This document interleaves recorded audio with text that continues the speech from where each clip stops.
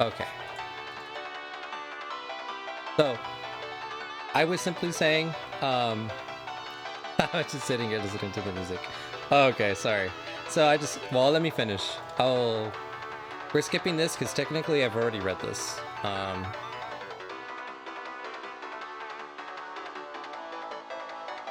Okay, so here's where I made a decision. Um, I turned the phone off. Okabe was having a discussion in his head about turning the phone off and not talking to Kurisu, or Amadeus, or AI. This time, I'm not going to ignore her. So I am going to talk to her. So we've effectively changed the future. We're in a whole new world line, baby. Looks like she's mad. What is it? You know exactly what it is. It's rude to just hang... Is something wrong? Cool. Yep. We're on our way to the best... the best timeline. So, nothing. You look so pale. Nothing, really. Leave me alone. It'd help a lot if you wouldn't talk to me for a while. Don't push yourself too hard. Contact somebody you know, okay? Bye. Urasu gave up easier than I expected. Maybe she realized that as an artificial intelligence, there was nothing she could do. Realized? I was making her sound like a real person. Second, the thought crossed my mind. I almost saw an image of a bloody hand. I gritted my teeth and waited for it to pass. I should really turn my smartphone off until I calmed down a bit. Oh, that's another thing for Lo. So Okabe, he has like severe like PTSD from seeing her die. Basically everything that happened in the first game, I still remember, and because I didn't choose to save her, I'm like living like with immense regret, like crippling depression. It's actually it's like wow.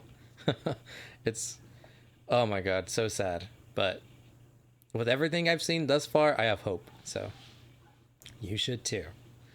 I was fine just a moment ago, but now even hearing Kurisu's voice was enough to send me into a panic. I've gone back to how I was half a year ago. Back then, even hearing Kurisu's name was enough to make me dizzy. Wait, does that mean Mr. Braun's child's gonna pull up on you? No, she shouldn't, because that was a different world line where she came up and tried to kill us when she went psycho. We stopped that from happening, remember? When we saved Mayuri, she was okay. So far we're like in the 98% perfect timeline. The only 2% difference that there is that Kurisu isn't alive and that World War III is still going to happen. Nice, yeah, so our mission objective to save the future is to stop World War III and to save Kurisu. From the endings that I've gotten so far. So, there wasn't a whole lot of time travel, but now we're using time travel. This story was a lot closer to like AI and computers, and it's really philosophical. The first one was like more technological and like we have this, should we? And now we're like dealing with the ramifications of like what are we doing and should we be doing this, and what is a person? How do you quantify something that isn't real or that is living? So it's really cool. It's like a whole nother area expertise, and I love it so much. It's like so good. It's like peanut butter and jelly. Psh. I shouldn't have messed with this. I shouldn't have tried to chase Kurisu's shadow. But now, I should just turn off the smartphone. But in the end, I couldn't make that decision.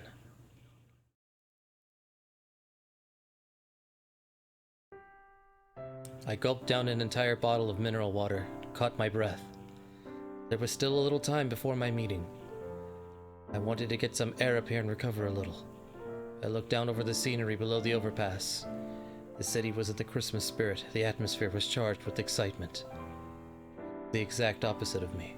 Oh, that's right, and this takes place before New Year's, so around Christmas. Also, because Mayuri's alive and Kurisu died, none of the Future Gadget lab members are together. Like, we don't hang out anymore. Like, everyone's alive, but we're separated. So it's bittersweet. Very bittersweet. Took more deep breaths. I still felt like I wanted to throw up. I was getting a headache too. No, I know. As it saddened me too. That's like, this game. If you're attached to the first one, like we are, oh, it gets you good. Oh god, the tears. So many tears. I was getting a headache too. If I went to Dr. Leskinen like this, I'm sure it'd worry him. This is the worst timeline. I know, but there's hope. Never give up hope. Then I realized that the two girls coming up the stairs were looking at me. I peered into the late afternoon darkness to try and make out their faces. One of them, the girl with the short haircut, waved. I knew it. It's Ocarine. Hi there. Oh, you're Mayuri's friends. We're Mayuri's friends and fellow cosplayers. I think their cosplay names were Kaede and Fubuki. I didn't know their real names. It was Kaede and which was Fubuki again? Are you okay? You don't look so good. I'm fine. I made them worry here and they talked to Mayuri. It would cause a big fuss. I didn't want her to worry about me when she didn't have to. I shouldn't have come back to Akihabara anyway. I miss when Mayuri's friends were us and the squad. Me too. Oh, like I said, it's so bittersweet. God. I'd run into people I knew just walking through town. I should have gone toward Kanda when I left the shrine. You always look like you're hurting somehow, Ocarine. Do I? Do. Fubuki. When Mayushi looks at you, she looks like she's in pain too. When I see her looking at you, I feel like I'm gonna cry. Wait, what am I saying? This Fubuki girl must really care about Mayuri. Felt a little better after hearing that. Who's the girl you like? Huh? Girl I like? The image of Kurisu appeared in the corner of my eye again.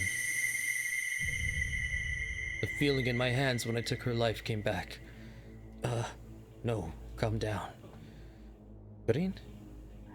I'm sorry, that was rude to ask. Oh, there he is. Hoin Kiyoma. The world can be tricked. Connect the possibilities. Deceive the world. I sent a D-mail or a D-rhyme to myself. So this is cool because one of the endings I got is me sending a message to myself to not give up. So this is me from yesterday, technically, telling myself today not to give up. Damn, it's so cool. Mad scientist Hoin Kiyoma. I should also tell you that Okabe, he stopped going by Kiyoma. He stops doing the mad scientist. I don't talk about El Saikongru anymore. I'm like, I gave it all up. Like, legit just walked away. So this is me trying to give myself one more chance. No, I know. I'm telling you, it's super sad. Like, it got to me, man.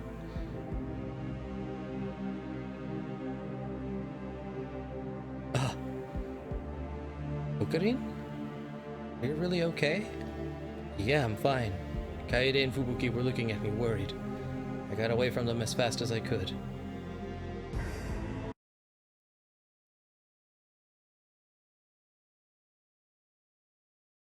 X-Day Protocol. Alright, so we're in the new timeline. Oh, and these are new characters. This is Maho, and that's Dr. Leskinen. To get you up to speed, Frollo, these are Makise Kurisu's colleagues from her school in America. Because remember, Kurisu was she's an exchange student. Well, I think she was born in Japan, but she moved to the States. And then during the first Steins Gate, she was on a trip back to Japan. So that's when we meet her. So that's her. The girl Maho, as Daru calls her, Legal Loli, is her best friend, and then this is her boss. The guy in the suit. Bro, I watched my favorite character die today. Got ranch on my shoes, and now the bittersweet story. I know, don't worry. We can, just like we got the ultimate fairy tale ending for Steins Gate, I believe we can do the same in Steins Gate 0. So I want to stop being a tester. When I started the conversation with that, both Dr. Leskin and Maho looked shocked. Oh, by the way, they created the Makise Kurisu AI, and she lives in my phone. Like, I have an app to talk to her. And it's like, can you imagine having a girlfriend that you loved and she died? And you're able to talk to, like, her ghost. Good. I believe in you, Ego. Thank you, Frollo. I believe in me, too. With everything we've seen, with all the world lines and the possibilities, all the time travel we've been through, we can do it. Oh, that's effed up. Oh, it is. So I'm like, the woman I love is gone, and I'm like still able to talk to her, and it's just not fair. It hurts. Ah, it makes my heart hurt now. Why do I gotta play this around Valentine's Day? Why? When I started the conversation with that, both Dr. Leskinen and Maho looked shocked. We were meeting in a room at a luxury hotel in the heart of Tokyo. It felt like the sort of secret meeting you'd see in a spy movie, or maybe it only felt that way because the old me was completely gone. You can't just... it's irresponsible.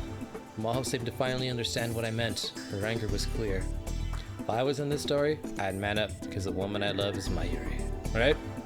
Well, we did save her. That's why we chose to let Kurusu die, because we didn't want to risk anything happening to Mayuri, so... it's just, this is the cost. This is, we settled for an A- when we should have gone for the A+. Maho, calm down. Lin Talho was the one helping us with this test. Good job, Eiko. Thank you. I'm grateful that you took up that, the offer at all. If you quit here, you're not being irresponsible at all. Don't worry. Thank you for protecting Mayuri. Oh, you know it. I wasn't gonna let anything happen to her. That's priority number one, keeping her safe. Dr. Leskinen smiled and offered me his hand. I took hold of his giant hand and shook it back, but I looked down, unable to look him in the eye. I'm sorry. Still, I would have liked if you could have continued. Take a quick look at the logs, and I see you've been talking to her quite a bit. And the way Kurusu speaks to you is very different than what we hear at the laboratory. Humans are, by nature, social animals. They change their words and actions depending on the situation, who they're speaking with. You can assume that Amadeus is doing the same thing. That's why I wanted you to continue the test a little while longer. By the way, why did you decide to quit? Did talking to Amadeus become painful? I don't like how his mouth moves. Nor do I. No, it's the opposite. The opposite? Talking to Amadeus, to Kurusu, is a lot of fun. But that scares me. And then I desperately tried to explain the feelings that were welling up within me, even though I still didn't understand them myself. I told them how scared I was that I was starting to see Kurusu, and Kurusu is the same person. I thought this might put a lot of stress on you. I'm really sorry. But that reaction of yours is very interesting. In the sense that you're interacting with Amadeus from the perspective of someone who isn't a scientist. That's very valuable to me. I hope you'll forgive me for saying that. I'm a scientist to the core, you see. No, I understand that I'm the one being selfish here. Maho hadn't said a word for a while. She was frowning, and she seemed to be intently focused on studying Amadeus's logs. I didn't want her looking at me, because it made me feel guilty, but... Alright, if you want to stop being a tester, that's what will happen. But do you mind if we leave the access program on your phone? Huh? From now on, it's up to you whether you want to talk to Amadeus or not.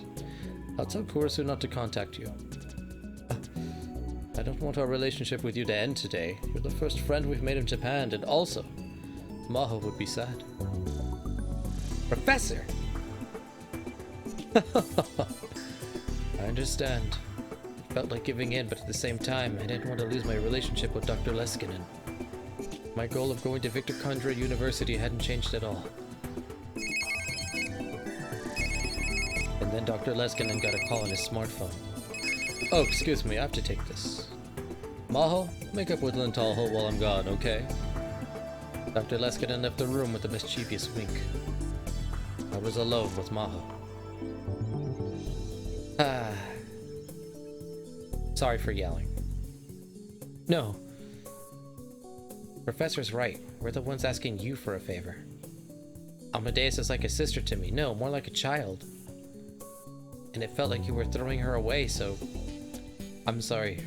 I can't help you. I think I understand how you feel, or at least I thought I did. Maybe. Maho sighed again. I'm no good, am I? Our prefrontal cortex probably came all screwed up when I was born. That's not... that has to be it. Huh? The prefrontal cortex is one of the parts of the brain that defines your personality. It also handles information filtering. When there's something you don't want to admit, it cuts out the information or deceives you as to its meaning. I don't really understand. In other words, it tries to hide your emotions, and it tells lies, not to other people, but to yourself. Like how I'm trying to hide how I feel behind a wall of scientific jargon right now. I think it's my prefrontal cortex that's doing it. That would apply just as well to the old me, Hoin Kiyoma. I realized that there was nothing I could say. I think that's true for everybody. It's worse for me, probably. Ugh. Just from now on, whenever you feel like it, talk to Amadeus. It doesn't have to be for long. I'll think about it. Thanks. Maho flopped back onto the sofa. Hey, can I ask you a question about Kurisu's mom? I happened to hear you and the professor talking about her at the party that one time. That something happened at Kurisu's house. Oh, that. Maho seemed to remember it quickly. She nodded. We got a call from Kurisu's mom. Someone set her house on fire. Let's try not to make this the 4 game I cry to. Oh god. Hopefully not. It gets me too. The first game got me. I got tears. It got me good. This one's getting me good too. It's I will definitely have to link you to the stream archives when they're back up so you can see what the whole roller coaster ride it's been. What? Was she okay? She said she was gone that day, so she was all right. That was a relief. For all that happened, I really don't want Kurisu's mother to have to go through any more. Kurisu's mom seemed to really like me.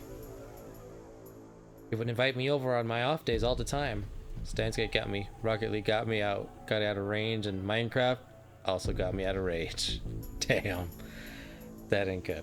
Hopefully we don't get to anything thus far. I don't think we're gonna get an ending today, but we will tomorrow.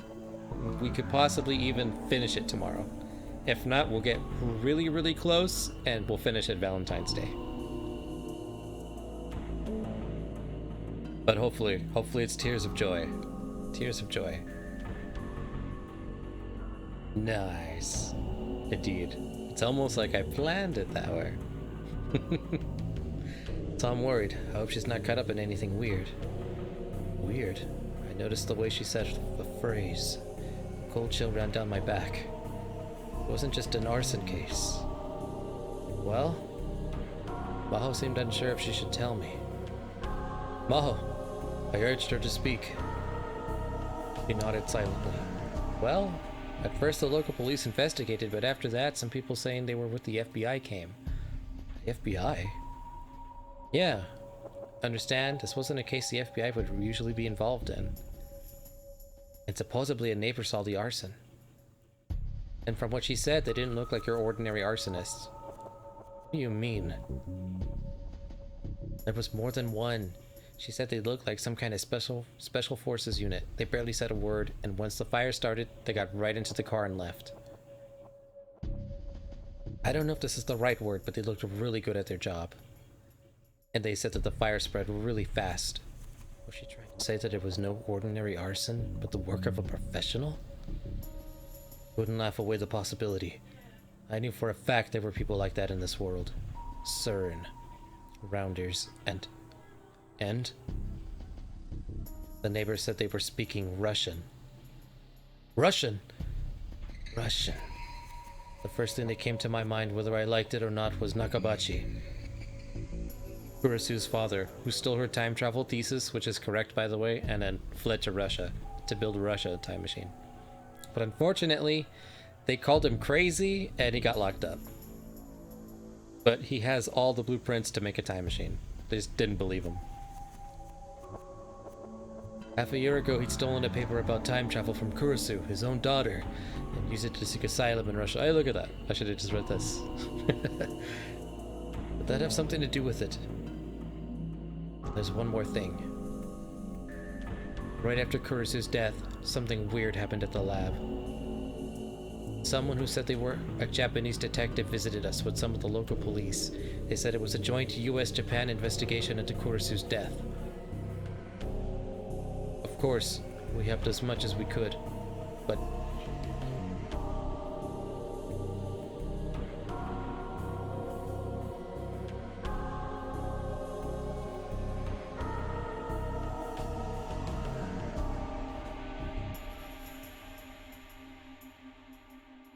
sorry about that.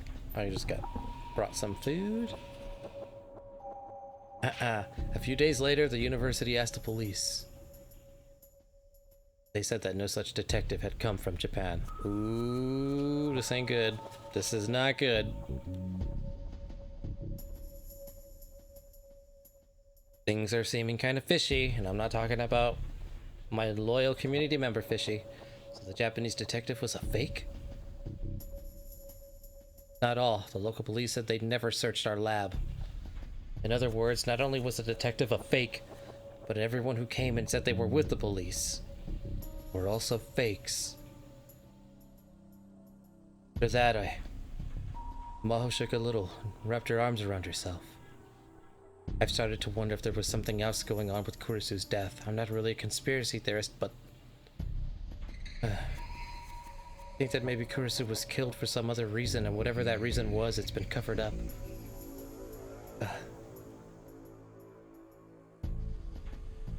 Was the one who killed Kurisu. The police never found out. They never would, probably. No one could prove a murder that had been committed by a time traveler. Police had announced that a foreign thief had snuck into the storeroom at the radio building and Kurisu had been killed because she saw him. Supposedly there was an international warrant out for the thief's arrest because he'd already left the country. When I killed Kurisu, there was one other person there, Dr. Nakabachi. It was eerie that his name hadn't come up at all. Russia, CERN, the time machine. I remembered the future that Suzuha, or perhaps I should say John Teeter, had spoke of. He said World War III was going to start within a decade. And it would be the time machine that sets it off. The EU and Russia would be in a race to develop it, and then even America would intervene. That would be the spark. Were we at the center of a chain of events that would result in the death of 5 billion people? I couldn't help but feel that way. Of course, he won't be able to rest in peace like this. I want to know the truth. Truth? I couldn't stop myself from shaking as I looked at Maho's face. Want to know the truth? It was dangerous.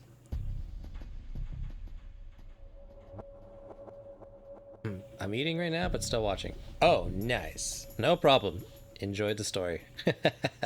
That's why we're here. We have to know how it ends. If she tried to learn the truth, there could be no doubt that she'd put herself in danger. The rounders who came crashing through the veil of the night. My childhood friend who died in my arms after being shot in the head. Mayuri. And after that, the nightmares and seamlessly endless time loops. Mayuri.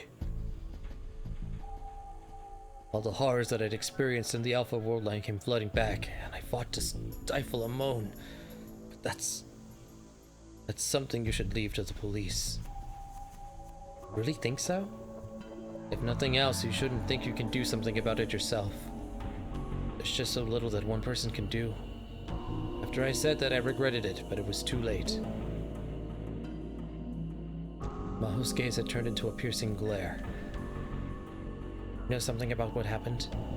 My panic was about to show. I quickly covered my face with my hands. It's impossible, right? Yeah, sorry for being weird.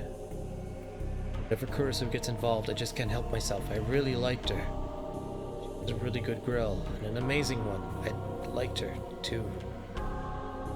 Yeah, I can tell by watching her. A heavy silence filled the air between us. I felt like I had to say something, but fortunately Dr. Leskinen came back just then. How about some dinner, you two? Maho and I nodded and stood up from the sofa.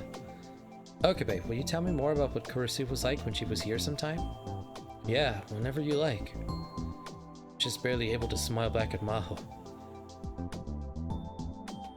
I saw a dark blue van come around the corner of the underground parking lot. Its tires squealed a little. It wasn't a Japanese car, it was a station wagon that looked like a sports car from some foreign manufacturer. I didn't know a lot about cars, but supposedly if you purchased it from a dealer, it could easily go for over 8 million yen. The reason I knew all this was because the car's owner had told me over and over.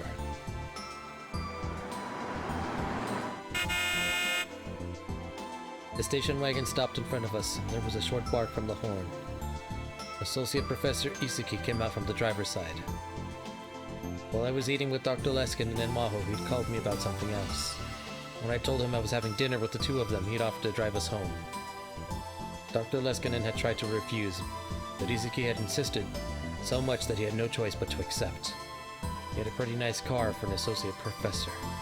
This was the cause of a lot of speculation around the college. Some people said his family was rich, others that he had the wife of some CEO as a patron. He quietly told me the truth that he was single and spent all his money on his car, but who even knew if that was true? Isuki was acting like he was a professional chauffeur, opening the wheel door and escorting Dr. Leskinen and Maho. Dr. Leskinen thanked him and got inside. Maho went around to the back and loaded up her luggage. Not bad, Okabe. Like you've won over Dr. Leskinen. He grinned and poked me with his elbow. Better not lose this connection, you know, for your future's sake. Right. He was a hard guy to hate, but for an associate professor he seemed kind of shallow. That's one of the unfortunate things about him. He waved to me and opened the driver's side door. What was that sound? But at the same time I heard the strange sound. A hole appeared in the window on the front passenger side. Ah! Isuki screamed and fell back on his butt. The rear window exploded. Ah! Ah! What the heck is going on? I panicked. Was this some kind of supernatural phenomenon? I was too confused to move. And then in the corner of my vision, I saw someone. A man I didn't know appeared in the shadow of one of the pillars. He was holding something strange in his hand. It looked kind of like a handgun. It was tiny, with a short barrel, and kind of flat. I couldn't see any kind of silencer. Who is that? I remembered him from somewhere. I felt like we'd met before. Where? I thought, but nothing came to me immediately. The man was standing there mumbling something to himself. Woe to the world because of the things that cause people to stumble. Such things must come, but woe to the person through whom they come. Your hand or your foot causes you to stumble. Cut it off and throw it away. It's better for you to enter life maimed or crippled than to have 2 hands and 2 feet and be thrown into eternal fire. And if your eye causes you to stumble, gouge it out and throw it away. Better for you to enter life with 1 eye than to have 2 eyes and be thrown into the valley of Hinnom. There was an aura of intensity and madness about the man as he pointed his gun at us again. The souls God granted dwell within us, and the children of God, they will never dwell within Silicon. Mizuki stood up, turned around, and fled in terror like a startled rabbit. That sound again! It was so soft and light. I couldn't even imagine that it was a gunshot. This time, the car's window didn't break. It didn't blow a hole in me either. Missed? Was he too focused on Isuki? But you won't be that lucky again. Move! I pushed Maho into the backseat and crawled into the driver's side. Thankfully, the engine was still running. I slammed down on the pedal without even bothering to shut the door. The sound of a powerful engine shook the underground air. The attacker flinched at the incredible noise and vibration. The car didn't move forward. It didn't move an inch. Shift! You need to put it in drive!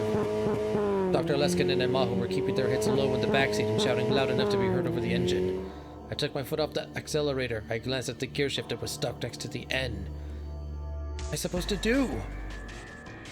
You have a license? No! What? And then through the windshield, I saw the attacker ready his gun again. He was aiming at me. The look in his eyes told me he was ready to kill without hesitation. A soul will not dwell within silicon. Crap! Cracks like a spider web appeared in the windshield. Something went past the side of my head. I felt a sharp pain. At the same time, a ringing in my ears, and all the other sounds faded away and started to disappear. I felt myself passing out. And then Maho jumped over the seat and slid into the passenger side. Close the door now! My mind was pulled back to reality. I slammed the door shut just as she told me. Maho shifted from neutral to drive and leaned over the top of me and grabbed the wheel. Floor it! I slammed the accelerator so hard that for a moment the wheels were almost spinning in place and the car leapt forward. The attacker was getting closer. We were going to hit him. I was about to take my foot off the accelerator when... Leave it! Maho shouted. I gritted my teeth and did as she said. There was no impact. Evidently, the attacker had leapt away at the last second to avoid being crushed. There was no time to confirm it as the car raced through the parking garage. We were going too fast, and since Maho was controlling the car from the passenger seat, she couldn't keep it going in a straight line. The car spun to the left and right, and I was almost flung off the broken window. I grabbed onto the edge of the seat as hard as I could. We headed for the exit, slamming into walls and pillars as we went. Who is that guy? No idea. Right, go right! I could see an exit sign right in front of us. I can't turn fast enough. I pressed the brake and put my hand on top of Maho's, turning the wheel to the right. But that was the wrong thing to do. The rear tire slipped. The car spun in a circle.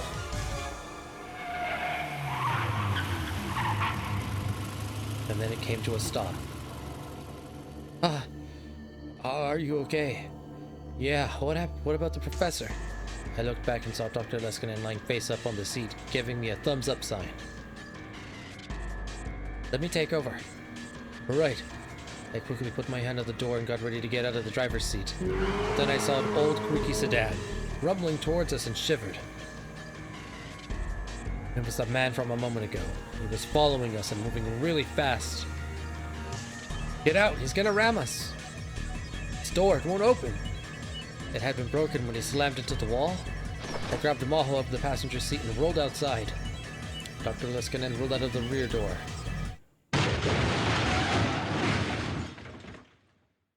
It was less than a second afterward that the sedan hit.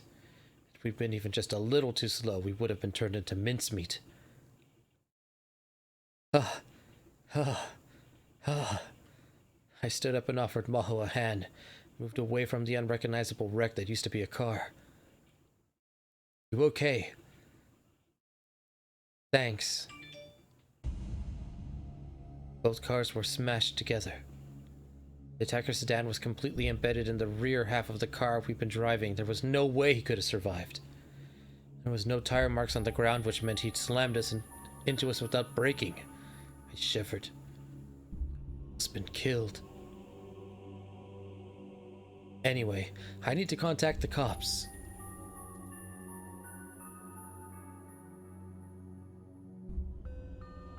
I was about to pull out my smartphone when the security guards heard the commotion and came running.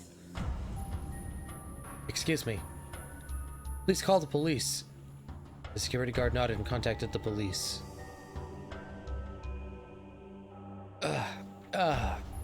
It hurts. I could feel a pulsing ache on the side of my head. A shot from the gun had grazed me. I was eating pizza with my mom. It was extremely hard not to be shocked about. Oh, I know, I'm the same. This is, believe it or not, I've seen 3 different world lines. This is the first time, no, this is the second time I've been attacked.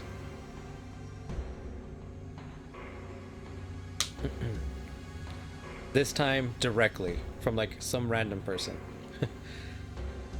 I hadn't felt that pain at all while I was driving. I fearfully reached up to touch it and felt blood flowing from my temple down my face. I gulped when I saw that my fingertips had turned bright red. I almost saw my Yuri when she was shot in the head. I almost saw Kurisu when I'd killed her. The images felt like they were about to come flashing back to me, and I struggled to stay standing. You're covered in blood. Did you get hit? Maho went pale. Is this a bad place to get hit? And when the butler scraped his head, I was like, oh my god. Right? When the bullet scraped his head, oh, I know. I was like, ooh.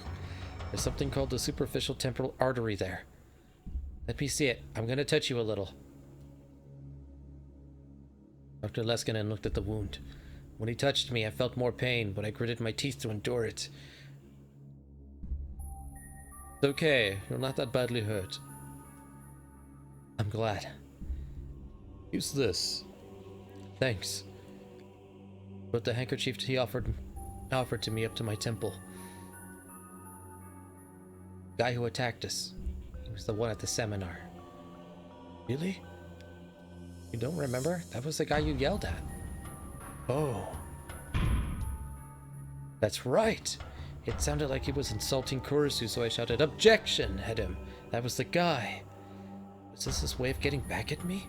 Not a chance. Souls God granted dwell within us, the children of God. They will never dwell within silicon. Huh? What's that? He was saying that before he fired the gun. Are they talking about Amadeus? I don't know. I could faintly hear police car sirens in the distance. The hotel security guards and staff were starting to gather. Hey, how do we explain this? We tell them exactly what happened. I mean, we don't exactly know either. Then Maho's eyes went wide. She, Dr. Leskin, and the crowd were all staring at a single point. I looked too. I love how you make different voices for targets. Thank you. Thank you, Frollo. I try. And almost screamed. Woe to the world, such things must come. Woe to the person through whom they come. The man crawled out from the wreckage of the sedan covered in blood. And then he staggered to his feet. He looked like a zombie. All his limbs except the one holding the gun were pointed off in impossible directions. I could see what looked like bones sticking out from them. His stomach was torn open, and each time he crawled forward I could see major organs covered in blood falling out of the hole. When he moved towards us, he felt no pain at all. It was such an awful sight that no one could speak. Right, Frollo?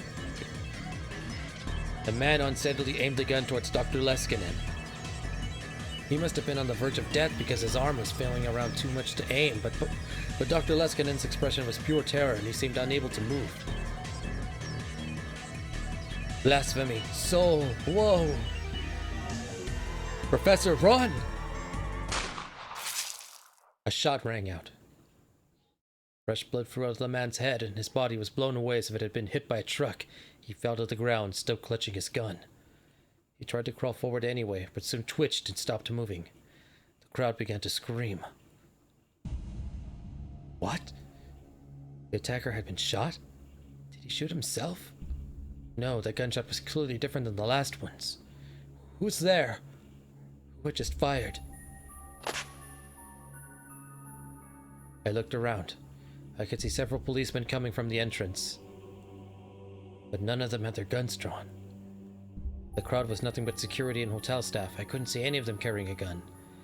Who had fired? Where had they fired from? And the way they took the attacker's head off with a single shot. Not just anyone could do that. Going on? Of course, no one told me. Afterward, the police took us into custody. We were taken to the police station and questioned until late into the night. The sun was almost about to rise by the time we left. I thought the boss that I just started to like died. I know. I was like, what the hell's happening? The police took me home in a patrol car. Dr. Leskinen and Maho were having the police take them back to their hotel in Wako. We split up in front of the police station. We never did find out what the men had attacked us.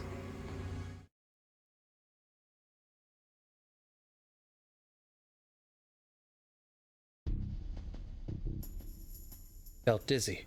That's strange, Suzuha thought. She stopped moving. Then she was in the middle of the sidewalk. The other pedestrians looked irritated as they moved around her. Took a deep breath and waited for a moment, but she still felt dizzy. Actually, she was finding it difficult to stand. Was she hallucinating? Or was the whole world starting to get blurry? All the noise of the city around her suddenly felt very far away. It was like she was driving underwater. Was the reading Steiner ability that Uncle Ocarine had talked about? Was she starting to acquire it too? Then she realized how warm she felt. The truth hit her. Am I sick? She somehow managed to stagger back to the lab. It seemed she was worse off than she thought. If she could have, she would have fallen to her knees right there. During the war and afterward, when she joined up with her dad's organization, she'd been hurt badly enough to go into a coma several times. This was the first time something like this had happened since she became a time traveler. What? I know, this is bad. I don't know if she's actually sick or poisoned or something. Am I sick? This is Suzuha, Daru's daughter from the future. She looked up to the second floor. The lights were on. She felt honestly relieved to know her dad was there. She walked up the stairs. The door was unlocked. She didn't have the energy to speak, so she tried to silently take off her shoes. Then she tripped. Ah, thank you for hosting again, Frollo. I appreciate it. Ah. She fell forward. That hurts. Suzuha! Itaru was in the room. He saw her and ran over. Wait, I know who Suzuha is. Yes. Daru's daughter, correct. You okay? Yeah. Rubbed her knee and tried to stand up, but staggered again and fell into Itaru's arms. But what's wrong? Sorry, I'm feeling a little dizzy. Huh? Are you not feeling well, Suzu? Are you alright? She heard these voices. Suzuha finally realized that Yuki and Mayuri were also in the room. She let her guard down, she realized. He seemed unconcerned by Suzuha's obvious uneasiness. She walked over with a serious expression on her face. Suzuha, let me see your forehead. Mayuri! That's a Tutaru. That's a Tutaru.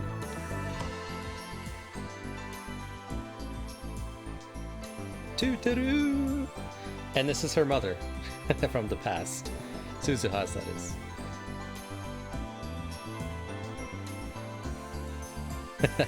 Yuki brushed her bangs aside and put her own forehead up against Suzuha's. Suzuha's heart started pounding. She had distant memories of her mother doing this before. You've got a terrible fever. What? Daru put his big hand up to Suzuha's cheek as well. Oh, you're right. You have a cold? Fine, this'll get better fast. Hey, don't push yourself. You need to go lie down right now, duh. That's right. I know that. I'm gonna just rest for a bit.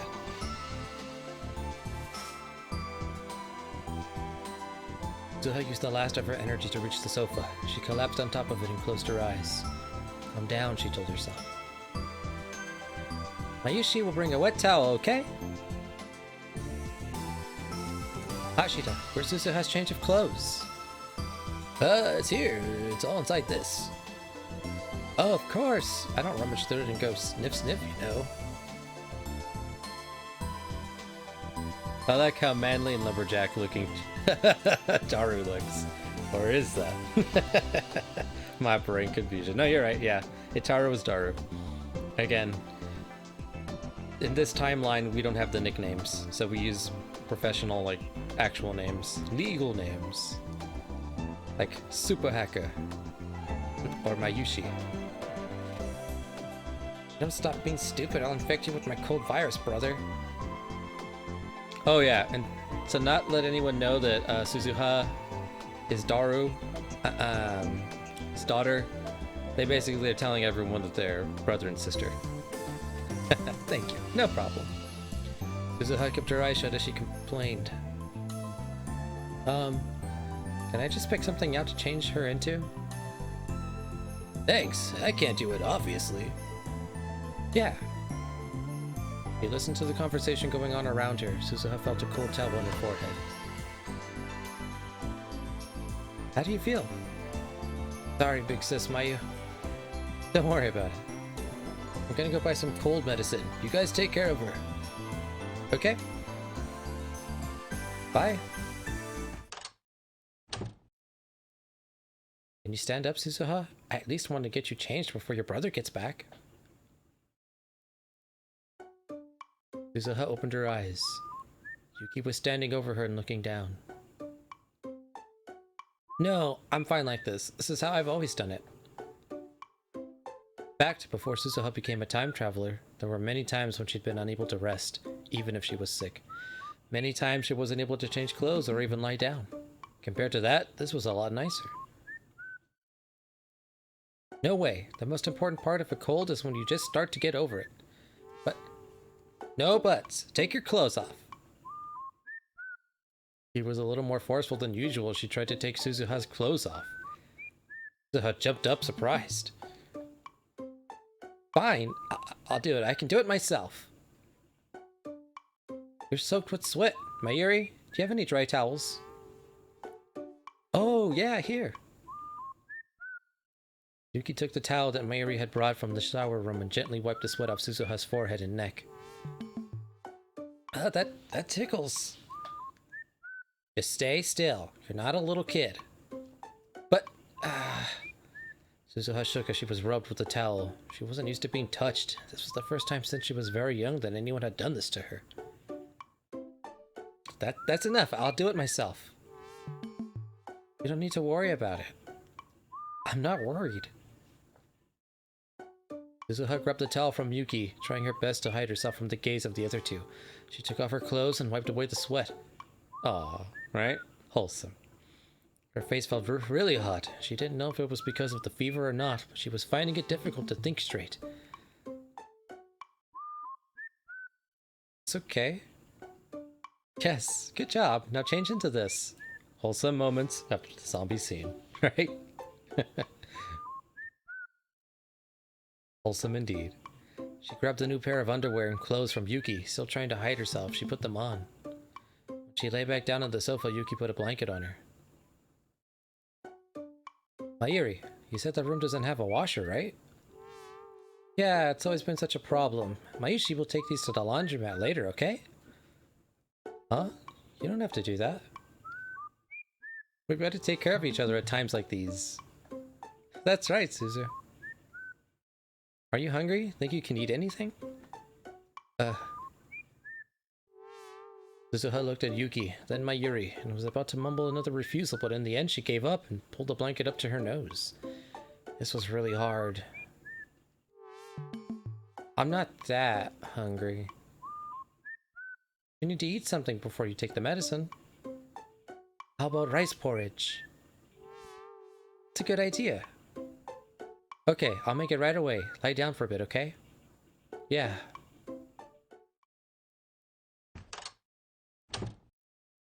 I'm back. This is the first time we've seen them act like a family. Itaru came back from the drugstore a while later.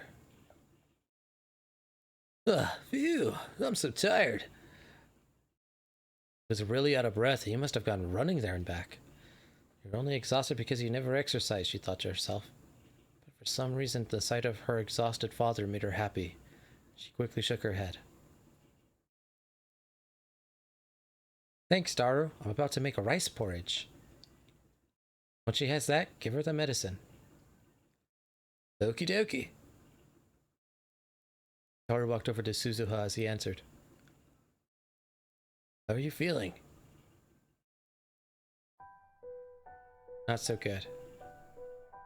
Guess all that stress caught up with you. I've never actually seen you take a break. It's really pathetic. Maybe I shouldn't stay here. What? Getting lazy. You're here, Dad and Big Sis Mayu was here, and Big Sis Rumi, and then at some point even Mom showed up. Because of that, sometimes I feel like I'm gonna forget my mission. It starts to feel like this happy time is gonna continue forever. Find myself thinking that maybe there'll never be a war. Start to fantasize about living like a normal girl. And what's wrong with that? Daru spoke. His face was actually serious for once. He was looking straight into Suzuha's eyes. It was the face of the father she knew so well, the man who was always there for her. So you're gonna leave this place. Where are you going to go to? Well, inside the time machine or something. You know you can't stay in there, right? Kind of funny that Mayuri is considered a big sis, but to us, she's always been like a little kid. True, Frollo. Very true. But you know I can't leave my daughter there, right? Dad. For a moment, Suzuha was about to cry. She squeezed the blanket as hard as she could to stop herself. And then... Whoops! I accidentally gave a serious response. Anyway, I like being around cute girls and I look forward to going sniff when they're not looking. I especially like girls who are all sick and sweaty. Stop it. Well, you ought to get better soon if you don't want me panting over you. Yeah. Suzuha whispered back a response, then turned away from Itaru and pulled the blanket closer. Oh, did my little speech just solve your problem? Did I get bonus affection points? If you keep being stupid, I'll make you regret it when I do get better. Are you gonna put on boots and step on me or something like that? Gonna stick things under your fingernails. Please don't. Anything but that. Sorry. It smelled the pleasant scent of Mayuri and Yuki's cooking from the kitchen. Listen, Suzuha. Would you tell me what it is you're looking for every day? I'd be able to help with it. Later. I'll tell you once we're alone.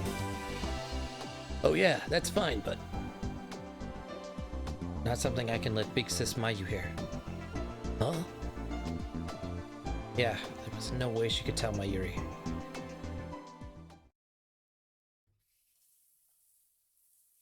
Three days later.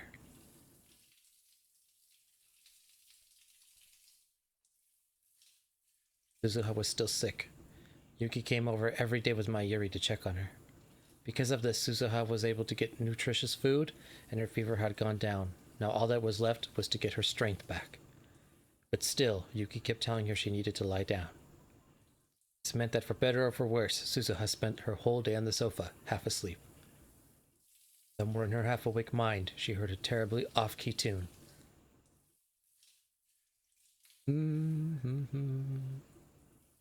Then she also heard the sound of falling water. It was probably coming from the shower room. What song is this? Do you know, Mother? Suzuha had heard it when she was very young. Her mother had been singing it, just like she was now. What exactly the song was about, she just couldn't remember. Get up. I can't stay asleep forever. She tried to open her eyes. They just wouldn't move. Her body must have needed more rest. Maybe Yuki was right. She needed to lie down some more. She moaned and twisted slightly. When she did, the blankets fell to the floor. She didn't feel like she had the energy to pick it up. Oh. It sent someone standing up from the desk, where Taru always used the PC. Whoever they were, they came over and put the blankets back on. Bro, I hate the feeling of when you're sick and you try to get up but you can't. Oh, tell me about it. I hate that too. So much.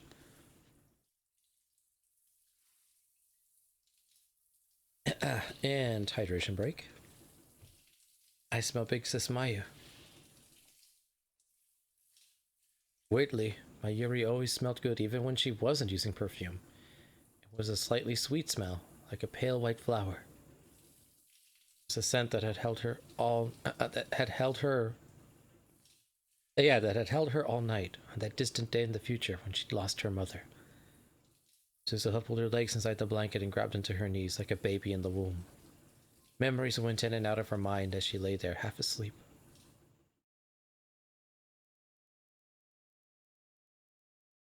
Do you think Mom got hurt? Do you think she suffered? Oh yeah, and that's Kagari. You haven't met her yet. That's Mayuri's daughter from the future. Suddenly remembered what Kagari had said to her after they traveled through time. 2036, the day she'd left.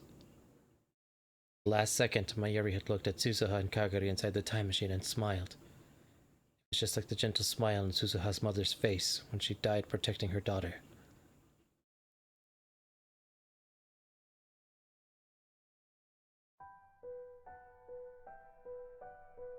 Suzu, did I wake you? No, I've been up for a while. Want something to eat? Yeah. Bro, life is confused. Who did Mayuri have a kid with? Because it ain't me. I'm gonna be mad. Oh, sorry. That's Mayuri's adopted daughter, so he took her in the future. So there is no papa. For all we know, Mayuri's asexual in the future. She's abstinent for life. After she said yes, Suzuha snapped back to reality. Well, dang. Oh. There's a tutoru. Anything can happen. We're changing the future just right now. Anything is possible. She was getting weaker. When she realized that, she forced her sick body off the sofa. Her head shook. She had to stop herself from falling forward. But she grabbed the back of the sofa and managed to stand on her own 2 feet. Oh, you shouldn't get up quickly like that. I'm fine now. Sorry to bother you, big sis Mayu. Not a bother at all, okay? Yuri went to the kitchen and turned on the burner underneath one of the pots. The sounds and smells of bubbling stew filled the whole lab. Yuri mixed it with a ladle and stopped every once in a while to taste it. She turned towards Suzuha and smiled. Oh, it's a big success. Did you make it? Yep, Mayushi's getting a lot better at cooking thanks to Yuki. It's my dad. I mean, my brother. Went to May Queen. He says he's got work after that. I see. Oh, you're thinking of going out tonight because Daru isn't here, aren't you? You can't do that. Fine. You're not fine. If you do that, I'll have Yuki getting mad at you, okay? What's this about me? The curtain to the bathroom opened and Yuki came out. Her skin was just a little flush. Suzu won't lay down. Oh, you know better than that, Suzu. Ugh. Stay down for at least another day, got it? Yeah. Suzuha's answer was less than enthusiastic, but she gave in to Yuki's glare and sat back down on the sofa.